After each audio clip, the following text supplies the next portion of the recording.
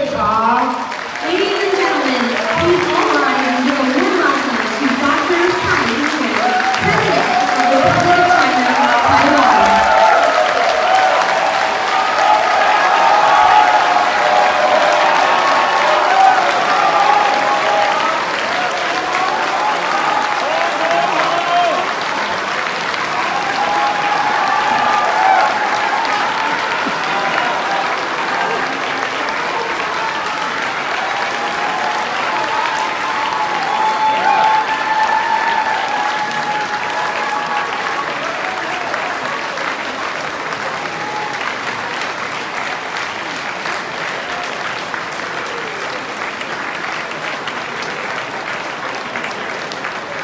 谢谢大家，请就座，谢谢。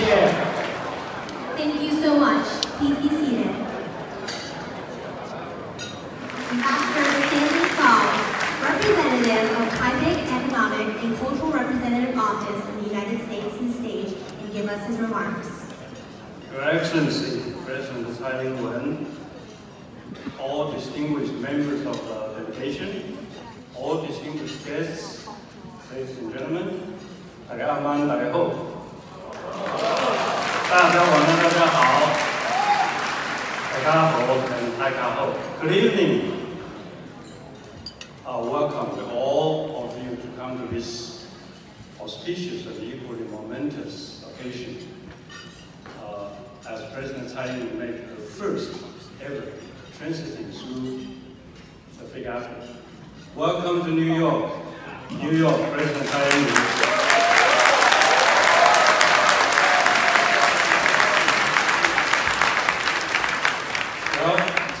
The old blue eyes, Mr. Frank Sinatra, sang it loud and clear and well.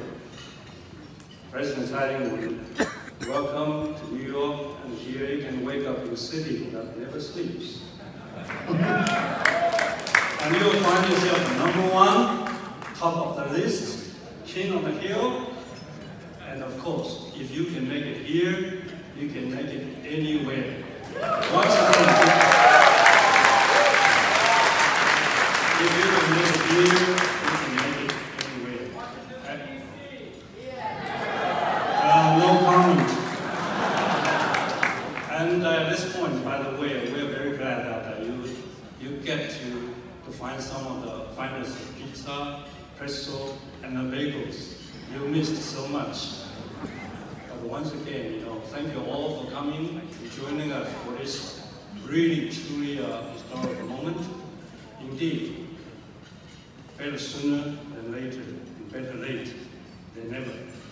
But I'd like to take this opportunity as the representative of the Republic of China, Taiwan, that I would like to thank the U.S. government, the U.S. Congress, the AIT, and of course the great American people for the tremendous courtesies and the hospitality accorded to Her Excellency and her delegation. And 2019 also marked the 40th anniversary of Taiwan Relations Act. And because of this special legislation and this particular transit through New York is another testament of our unmistakable, unshakable bond between the United States and Taiwan. And there's an old proverb that goes that if you want to go fast, go alone. And if you want to go far, go together. And together, the United States and Taiwan, we have built a strong, robust relationship that cannot be better, closer, or stronger in recent memory. And if I may also quote what the Secretary of State, Mike Pompeo, recently elaborating the free and open Indo-Pacific, and he rightly and so eloquently highlighted Taiwan as a reliable partner, democratic success story, and force for good in the world, and the weak in our greatest human form. And indeed, Taiwan is such an independent, indispensable, and responsible member of a global community of do our best, do our share, and give back, and always punch of our weights. So welcome to New York, President Tsai Ing-wen. 谢谢高大使。 Thank you, Ambassador 现在我们要邀请美国在台协会的主席莫健大使为我们致辞，有请莫健大使。 Now please welcome Ambassador James F. Moriarty, Chairman of the American Institute in Taiwan, to give his remarks.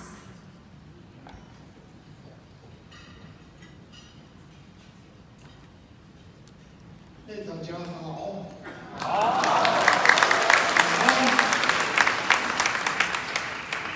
我非常荣幸能够有这个机会代表美国，欢迎蔡总统到纽约来。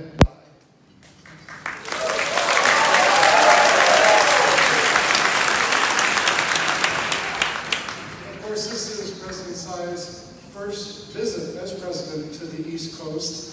And as a Massachusetts resident, I welcome her to New York with some misgivings. It would have been nicer to do this in Boston. But anyhow, it's great that she's able to be here. And she's able to be here at a very special time. This, as you've heard, is the 40th anniversary of the Taiwan Relations Act. Passed at a time of uncertainty, where people did not know how the U.S.-Taiwan relationship would evolve over the coming years. And I'm here to report that those ties have grown very nicely, thank you. Most of this doesn't get seen, but the ties go beyond the trade. We're the 11th largest trading partner. Taiwan is the 11th largest trading partner of the United States, an island of 23 million. That's a pretty amazing statistic. It's the 7th largest purchaser of agricultural products. We have something like, I think, a total of 3,500 Fulbright graduates, Fulbright scholars between our two, and we have a deep and abiding relationship. I started out by saying the 1970s were a challenging time. Well, I think that we all know that this is a challenging time, too. That there are forces out there that are not happy to see democracies functioning and flourishing. There are forces out there that think that interference in elections should be standard operating practice. Taiwan and the United States have seen their relationship grow, not just because of their shared interess, but more importantly, because of their shared values. I heard President Tsai this afternoon at Columbia University give a very moving speech, talking about those values, talking about those ties, talking about the commitment of Taiwan to democracy. The way I put it is every Taiwanese I meet who's under the age of 35 has what I call the democracy chip in their DNA. They get to choose their leaders. They get to decide how good a job their leaders are doing. They expect to be able to do that in government. And I will also point out that the commitment of the United States to Taiwan is one of our few foreign policy issues that is determined by legislation. What does that mean? That means that it's binding. It's binding on all future governments until the Congress of the United States, both houses, the House of Representatives and the Senate, both sit down and say, we don't want this law anymore. And the president then the president has to sign it. It's a commitment that's deep. It's a commitment to make sure the Taiwan system is never changed by force or coercion. That's in the Taiwan.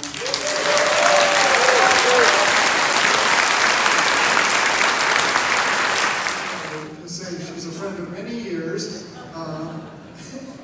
to New York at a time when our relationship is growing stronger all the time. You see it in the actions of the legislature, and you see it in this wonderful crowd here. I'm proud to have her here, and I wish that she has a great stay here and a good trip down to the Caribbean. Thank you very much. much for coming out. 谢谢莫建大使。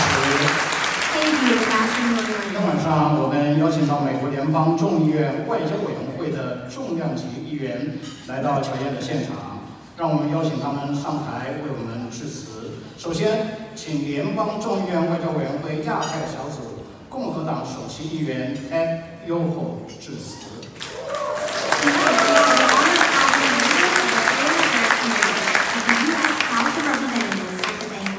Let us invite them to say a few words for us. First, please welcome Congressman Ted Yoho, Ranking Member of the Asia Subcommittee of the House Foreign Affairs Committee, to say a few words for us.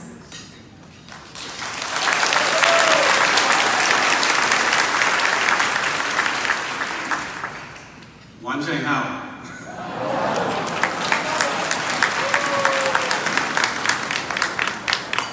It's an honor to be here with President Tsai and the large contingency of the Taiwanese people. Welcome to New York, welcome to America, and I just wish and hope that our relationship continues to grow stronger as we go into the future, that you grow stronger and more prosperous, and I look forward to working with you through our Congress. And I know the sentiment I have for Taiwan. And I can't speak for the rest of the Congress, but I think you can see with the bills that we have passed how strong we stand with Taiwan. And we look for a prosperous future for President Tsai, a prosperous and strong future for the people of Taiwan. And we look forward to helping make that stronger with you with our connections. And if I had my glass of wine here, I would say, Ganbei.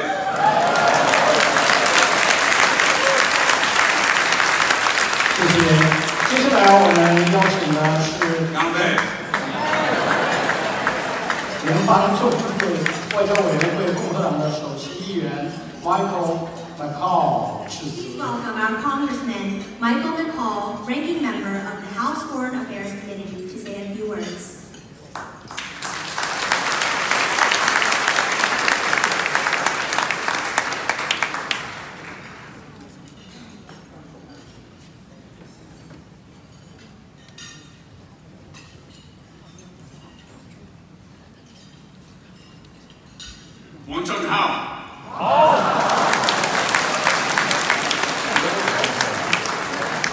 Madam President, did I pronounce that correctly?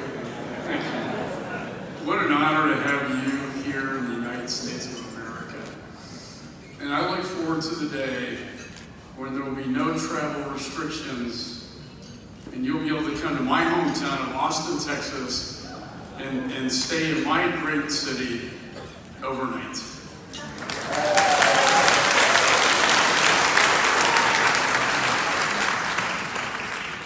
I'm the lead Republican on the House Foreign Affairs Committee, and together with Chairman Engel and our colleagues on both sides of the aisle, we bear a great responsibility to be the stewards of the critical U.S.-Taiwan bilateral relationships. I'm here to report to you it is alive and well today. Thank you. On both sides of the aisle, on both House and Senate, it's really hard to find an issue in Washington where you have that kind of support that's almost unanimous. Isn't that incredible?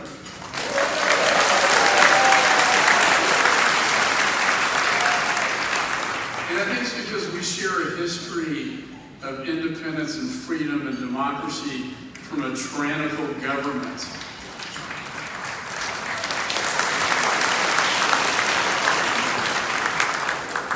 With us, it was now our ally, the United Kingdom, but with you, it's China.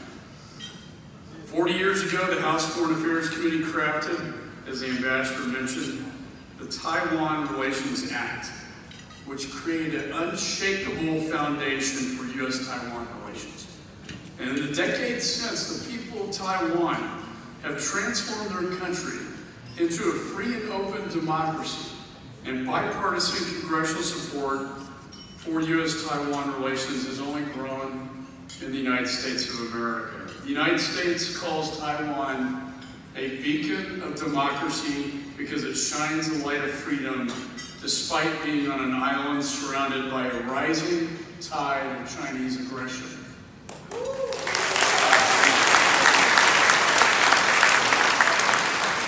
The People's Liberation Army numbers over 2 million active duty personnel compared to Taiwan's estimated 275,000. The threat against Taiwan from China is real. Recently, Chairman Nang and I signed off on a sales package because we signed off on foreign military sales of over $2 billion in weapon systems from America to the people of Taiwan.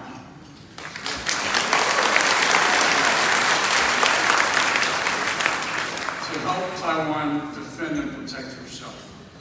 We also anticipate a significant sale of F-16s coming from the administration, and it was great to hear Senator Menendez say that he will expedite that sale as quickly as possible.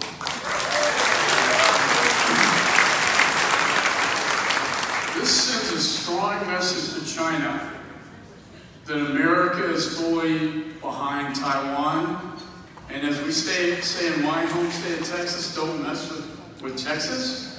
Don't mess with Taiwan.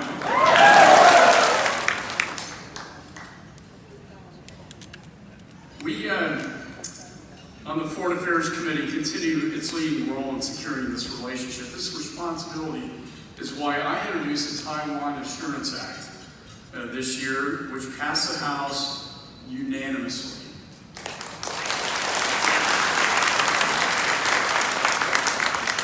The United States policy towards China has been about appeasement and shrinking from competition.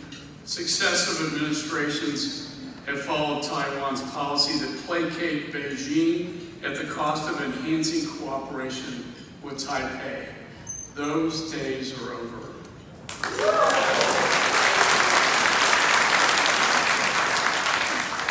My bill will cut the red tape that hinders our relationship and help implement Congressman Chabot's important Taiwan Travel Act. So as I mentioned earlier, we can welcome Madam President to New York City or Washington, D.C.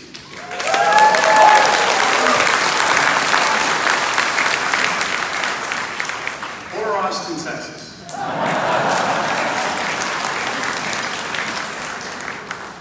We're also working to protect and expand Taiwan's international participation through measures like Congressman Yoho's bill to regain Taiwan's place in the World Health Organization.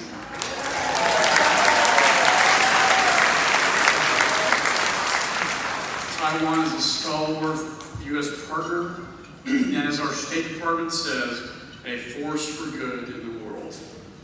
And I'm here tonight because the people of Taiwan deserve a stronger, deeper, and more normal relationship with the United States of America.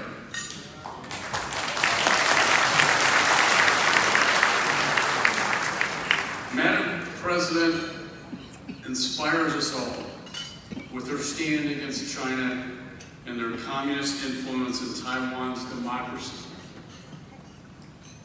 As a young prosecutor, I prosecuted a case that involved the director of Chinese intelligence through China Aerospace trying to influence our elections in the United States. We have to reject that course.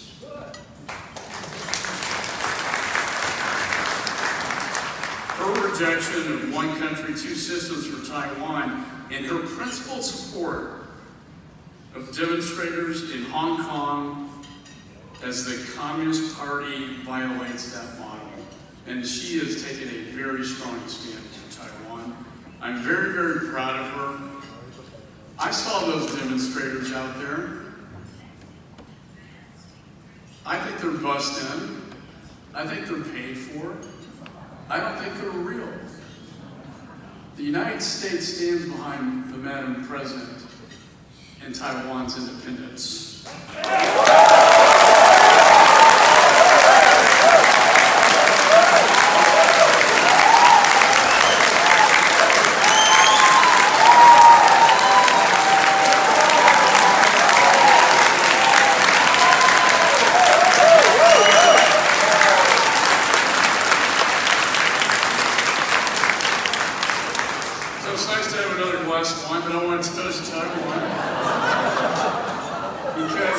as I heard the demonstrators outside, they said they were chanting over and over again, China for 1,000 years. My toast is Taiwan for 1,000 years.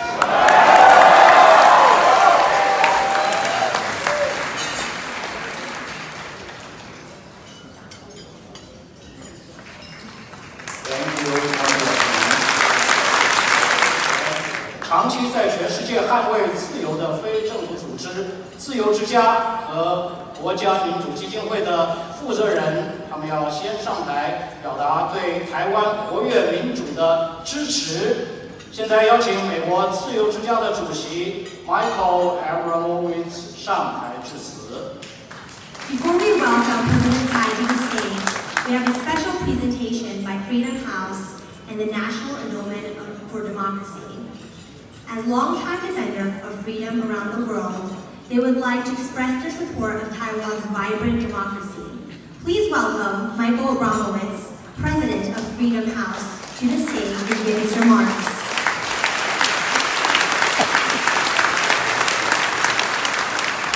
Good evening. I bring warm greetings from the staff and trustees of Freedom House. We were founded in 1941 as a non-governmental organization with a mission to mobilize Americans for the fight against fascism, totalitarianism, and dictatorship. Through the years, we have dedicated ourselves to exposing the major threats to freedom, the leaders who suppress their own people, the anti-democratic transnational movements, and the ideas that provide autocracies intellectual window dressing. We have long admired the remarkable progress Taiwan has made in securing democratic rights for its people. We can chart this progress in the data assembled by Freedom House for our flagship report, Freedom in the World, which ranks countries for the political rights and civil liberties enjoyed by their citizens. In 1972, when this project began, Taiwan was ranked among the not-free countries, only a bit above China. Taiwan was a military dictatorship with a history of repression against its own people, a country led by strongmen with no real elections, independent media, or civil rights. Taiwan has since made dramatic gains. In 1996, Taiwan joined the ranks of countries that Freedom House regards as free. Its score was similar to other countries that advanced from dictatorship at the same time as Taiwan. But here the story takes an interesting and even inspiring turn. Over the past dozen years, a number of countries whose journey to freedom coincided with that of Taiwan moved away from the path of greater liberty. By contrast, Taiwan stands in a select group of new democracies which have continued to improve their free institutions and challenge the global slide towards populism, illiberalism, and autocracy.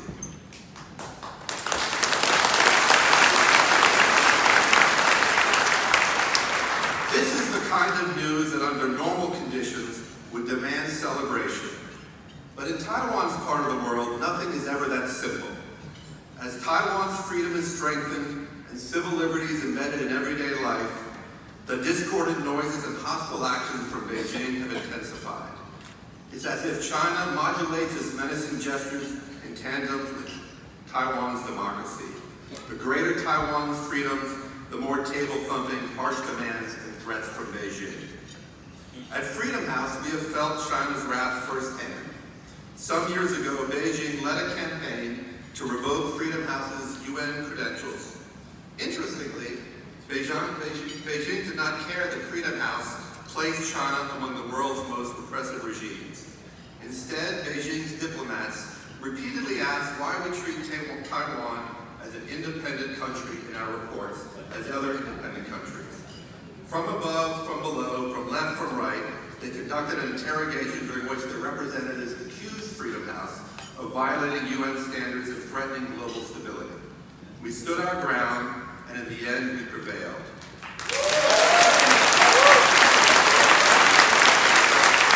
Today, with confidence that we would prevail at the UN today.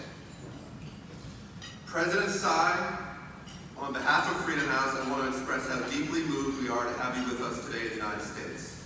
You have one of the world's toughest jobs, You must lead a democratic society with different factions and interest groups, and you must endure relentless pressure from a powerful neighbor, a country with a massive economy and sophisticated military capacity, which regards your democratic freedoms by way of the extraordinary contrast they present as an existential threat to its own regime of control, regimentation, and censorship. And I want to especially salute the people of Taiwan. Xi Jinping has worked desperately to send the idea of freedom in Taiwan down history's memory hole. And again, Taiwan's people have responded with resounding no. At Freedom House, we are committed to amplifying that no, and remind our own leaders that in East Asia, there is a model in Taiwan's democratic values and resistance to tyranny that deserves America's attention and support. Thank you very much.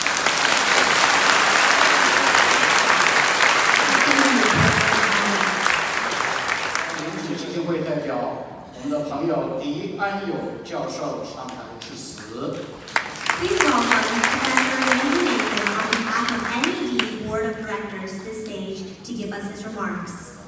Good evening. Welcome to President Tsai to New York. I'm here to represent the National Endowment for Democracy in Washington. I'm a former board member of the NED, and I'm presenting a letter from the president of the NED, Carl Gershman. I'll read that letter, and then I'll hand it over to maybe to Joseph, as the Waichang to let him have it for the president. So, Carl's letter reads as follows. Honorable President Tsai Ing-wen, I was honored, that's Carl, I was honored to join President Tsai Ing-wen last year in Taiwan at the celebration of the 15th anniversary of the Taiwan Foundation for Democracy, the National Endowment for Democracy's partner institution in Asia. I paid tribute to her then as an important leader for democracy in Asia, as the first woman to be elected president of Taiwan. She represents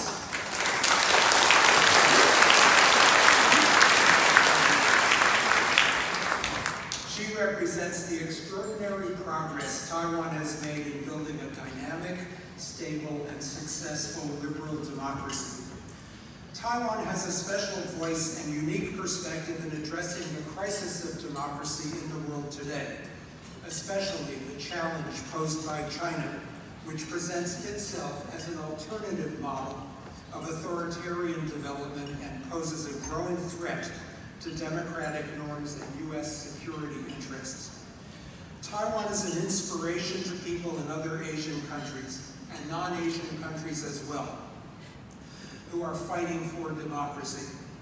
A young Vietnamese whom I met at the conference last year of the Taiwan Foundation for Democracy, who was studying at the National Zhongzhi University, explained to me 3 compelling reasons why Taiwan's successful model of democracy inspires democracy activists like himself.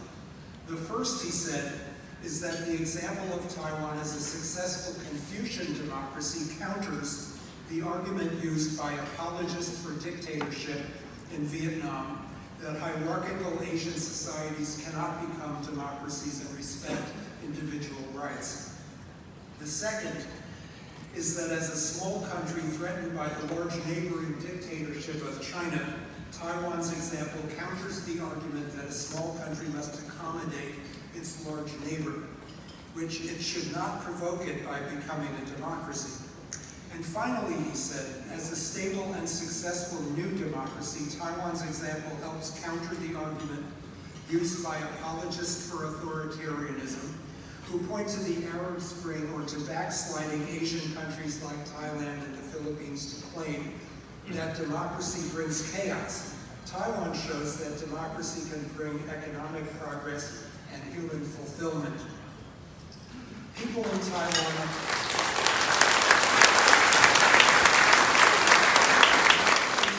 might not realize that their model is looked to in this way by Democrats in a country like Vietnam. But it is. And this is an important way in which Taiwan projects its influence in Asia and beyond. President Tsai is a leader who has the stature and credibility to to promote Taiwan's democratic influence internationally. We all know that China threatens Taiwan in many different ways. Instead of backing down, though, Taiwan has responded by strengthening its own democracy. It offers a model of democratic courage and determination at a time when many democracies lack the will to defend democratic values. Taiwan's strong alliance with the United States strengthens its security. But in the end, the decisive determinant for Taiwan's survival is the will of the Taiwanese people, forged in the battle for democracy, strengthened, toughened by adversity, and strengthened by an increasingly vibrant and participatory civil society, economy, and democratic political process. President Tsai has called Taiwan a model citizen in global civil society. It actually is much more than that. It is an inspiration for those who aspire to democracy, a partner for democracy advocates and practitioners around the world, and an agent for democratic change at a time when democracy is under assault and even its traditional friends and spokesmen are beset by doubt.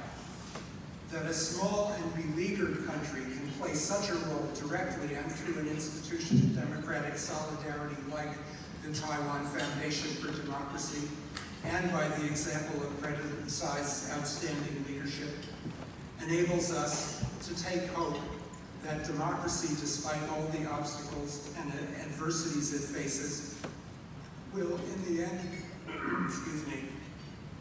will in the end prevail.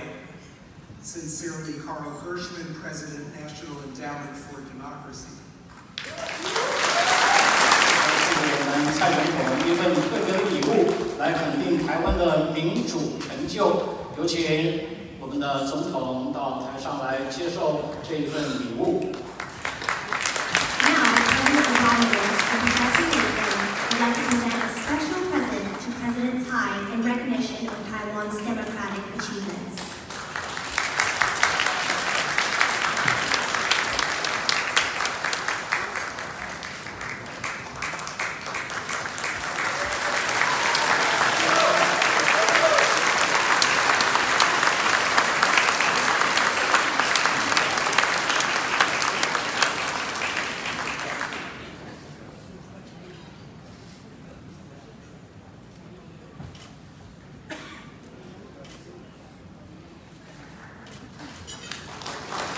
Thank you.